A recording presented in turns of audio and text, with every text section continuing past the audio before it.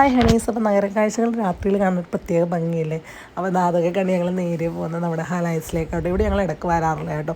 അപ്പോൾ ഇന്ന് വന്നപ്പോഴത്തേക്കും സാധാരണ പോലെ അല്ലായിരുന്നു. ഒരു തിരക്ക് വെച്ച് ഞങ്ങൾ മാത്രമുള്ളായിരുന്നു, വേറെ ആരും തന്നെ ഇല്ലായിരുന്നു കേട്ടോ കഴിക്കാനായിട്ട്. അതുകൊണ്ട് ഏറ്റവും അറ്റത്ത് കണ്ട സീറ്റിലായിട്ട് ഞങ്ങൾ ഏറ്റവും അറ്റം ചേർന്നാണ് പോയിരുന്നത്. കാരണം പെട്ടെന്ന് തന്നെ തിരക്കാമെന്ന് ഞങ്ങൾക്കറിയാം.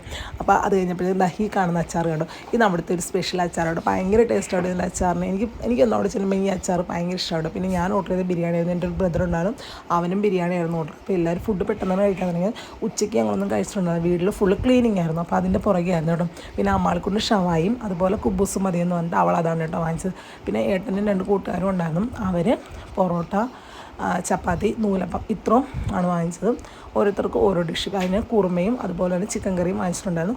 പിന്നെ എല്ലാവരും എല്ലാം കഴിച്ച് കഴിഞ്ഞപ്പോൾ ഓരോ ജ്യൂസ് പറഞ്ഞു. Grape juice, lime, watermelon, orange അവരവരുടെ ഫേവറേറ്റ് ജ്യൂസായിട്ട് ഓരോരുത്തർ പറഞ്ഞു. അമ്മാൾക്കൊണ്ടും കേസുകൊണ്ടും ഷെയർ ചെയ്തായിരുന്നു. ആദ്യം ഭയങ്കര ഇടിയായിരുന്നെങ്കിലും പിന്നെ അവസാനം മിച്ചം വെച്ചു.